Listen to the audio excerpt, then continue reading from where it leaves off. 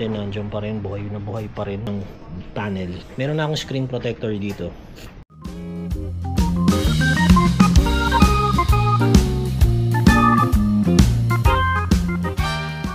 Okay mga kapatid, quick unboxing tayo. Bagong camera na naman for 2025. Naibenta ko na kasi yung DJI Osmo Action 3 ko. I haven't been motovlogging for like, I don't know, maybe 6 months. Pero since may bago rin tayong motor, ipapakita ko rin yan sa inyo. So ito yung binili natin. Ito yung Insta360 na Ace Pro version 2. Ayan, so unbox lang tayo. Ating Ace Pro 2. Nakuha ko siya sa SM Mega Mall for 24,590.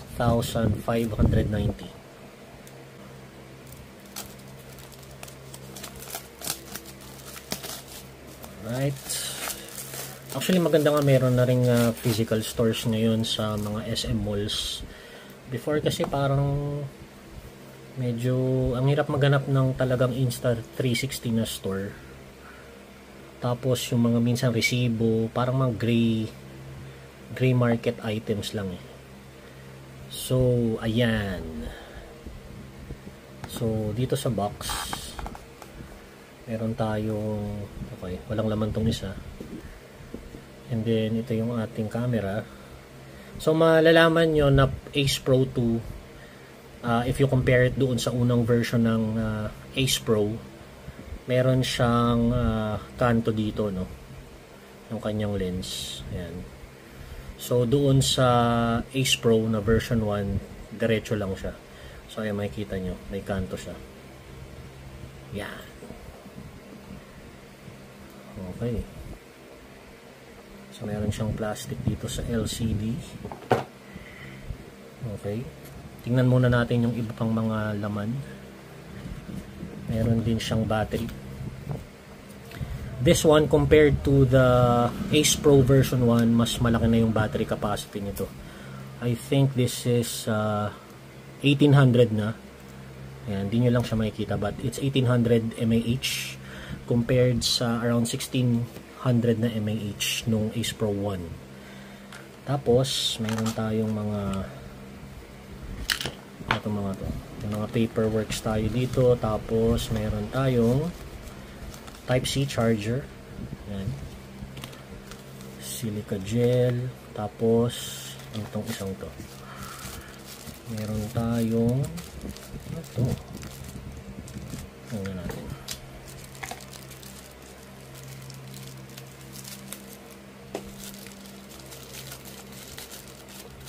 Ayan, buksan natin. Parang goma eh. Oo nga.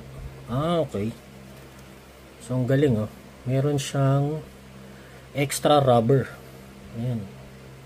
Extra rubber para dito sa edge ng pinaka lens cover niya. So that's nice. Last couple of items, meron tayong cover dito para sa microphone. Yung standard. Mamaya papakita ko sa inyo yan kung para saan yan. And then ito yung kanyang pinaka-mount. Yan. So pipindutin mo lang siya sa gilid.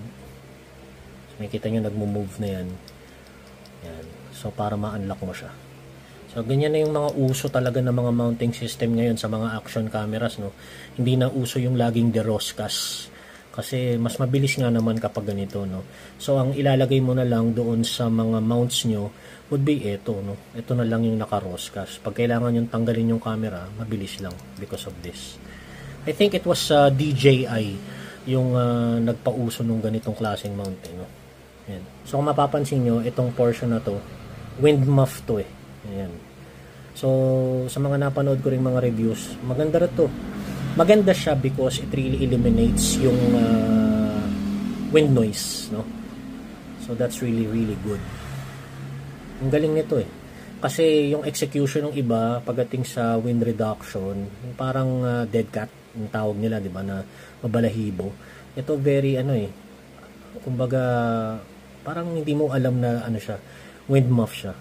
Ngayon, Kung isasubmerge mo sa tubig ito, kasi ito this is I think around 39 feet na submersible, no, sa tubig.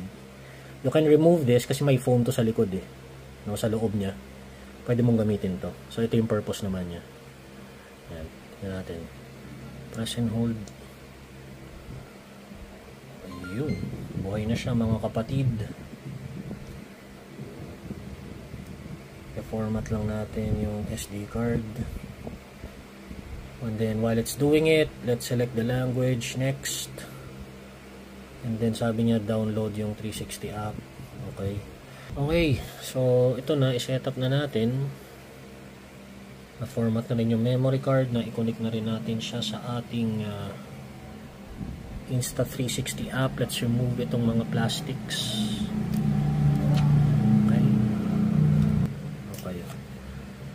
Connect it here.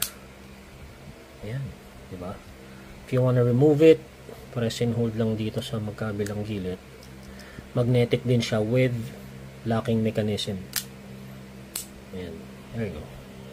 Tingnan natin itong mga plastic na yan. Here, makikita natin sa second screen niya yung mga settings. So, currently, it's telling us na we can record up to 2 hours pa. In 4 minutes, battery icon on the right. You have it in video mode, 4K 60 yung ating resolution in frames per second, 16:9 naman yung aspect ratio. So if you press, ayan, ganyan yung itsura niya. Sa harap, ayan, napaka bright na pula. So alam dito na nagre-record ka, no? And Leica lens, mga kapatid. Alright. The reason why I really bought this is really for night rides. Kasi mas madalas akong mag-ride sa gabi. And one thing I'm also noticing, pwede kang mag-take ng picture. Ang galing. And then you can pause. Okay. When video recording is paused, swipe left to adjust the settings. What? You can do that? So pwede mong pumili pa ng mga options dito. Ayan, while naka-pause. So pwede kang pumili ng mga face priority ba dito. You want matrix, right? Okay. Yun yung kanyang mga metering options. Galing, And then, after recording pause, press the shutter button to continue recording. Okay. Or you can probably just do it here, right? Ayan, Ang galing. Para siyang cellphone. Para siyang Android. No, na you can pause. Tapos, you can continue doon sa last frame, no, na na-record mo. You can also flag it, pwede. Para pag gusto mong balikan yun, when you're editing, may mga, kumbaga, bookmarks ka, right? And then, may zoom options ka dito. Actually, pag dinoble tap mo siya, it automatically zooms in. Another double tap, goes back. Okay, and then best of all, this is a so may lock din pala to. Ayan, parang sa dati kong Insta360 Go 3. So may lock siya before you can flip it up. So ayan yung itsura natin ngayon, diba? Napakalawak din ng nito, field of view. This is the widest field of view at 157 degrees. So this is really good for action activities, specifically motovlogging. Actually, yung purpose ko talaga dito more for when I'm riding my motorcycle. Yan. So I can stop this. Ang galing, para talaga siyang cellphone. So if I click stop, ayun na. Yan. Very nice. So if I swipe down, you have the settings here, and I'll probably go through some of those pag sinipag ako mag-video about this camera. But ito siya, swipe to the left or to the right rather, gives you yung mga saved na mga files mo. Okay, swipe up, you can select your resolution, frame rate, ano yung on and off ba yung active HDR mo, yung stabilization mo, you can select what? Low, high, and standard. Okay.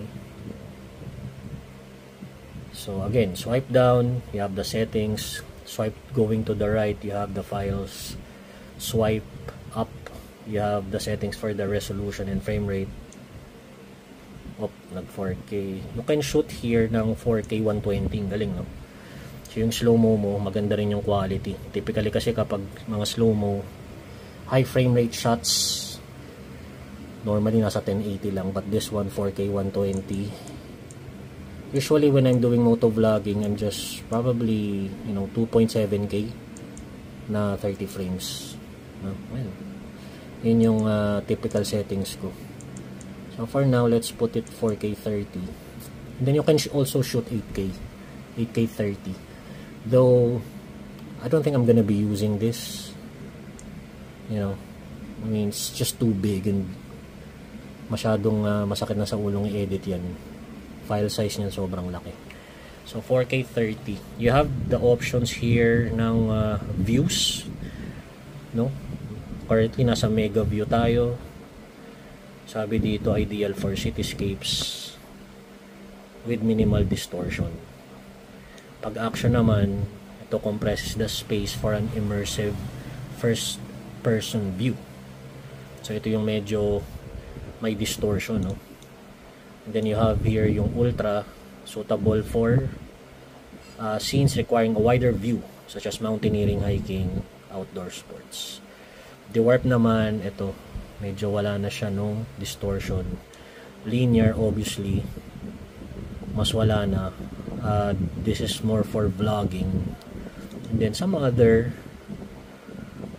views. Meron din siyang 360 degree horizon lock. I don't think I'm gonna be using all of those. I will just use mega or action, no? Ito sobrang lawak, oh. Wow. Ito yata yung 157 degree na field of view. Ano mo? So, from here sa mega, ganito lang yung nakukuha niya. If I select action, boom, pati yung table kuha na. Ganun kalayo. Grabe. Alright. And then, nakikita yung aking face. Diba? This is nice. Okay.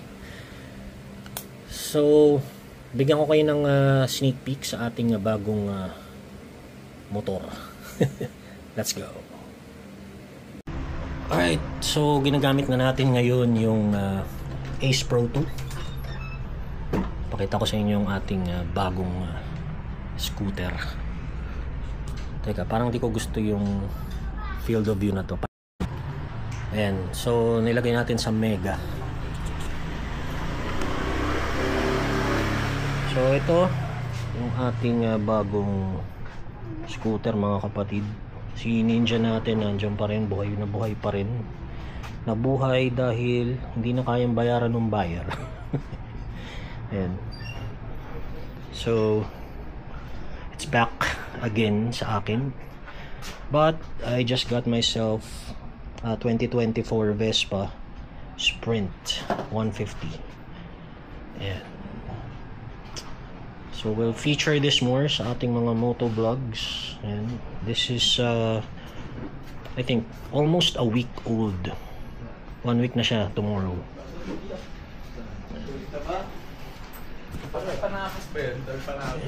Pakita lang natin yung kanyang panel. Meron na akong screen protector dito. This is the panel of the 2024 Sprint Vespa Sprint 150. Yan. So, i-feature pa natin yan sa ating channel. Basta sipagin tayo na mag-vlog. So, medyo madilim dito. Ito lang yung gamit natin na ilaw. Try natin yung feature na pinaka nagustuhan ko dito, which is ito, papakita ko sa inyo. Alright, so I'm not sure if pansin ba yung difference, pero right now I'm using yung pure video mode. Ito yung parang night mode nung camera na to. So tutukulin natin sa ating mga motor. Ayan. Ewan ko kung lumiwanag ba. Hindi ko siya masyadong pansin dito sa screen. But this is yung pure video mode. So yan pa rin yung ilaw natin. And then ito si ating Vespa Sprint 150. Yan. Kay Ninja, tutok natin. Medyo lumiwanag ng konti. That's medyo yun yung nanonotice ko kagad. Parang mas maliwanag tong surroundings na to. So yeah, that's the Insta360 Ace Pro 2. Some quick features showcase. We will do some more. Hopefully motivate uli sa atin to do some more vlogging. But yeah, I guess that's about it, guys. Abang-abang lang kayo sa mga susunod nating content dito sa channel using this camera, the Insta360 Ace Pro 2. Kita-kits. Mabu.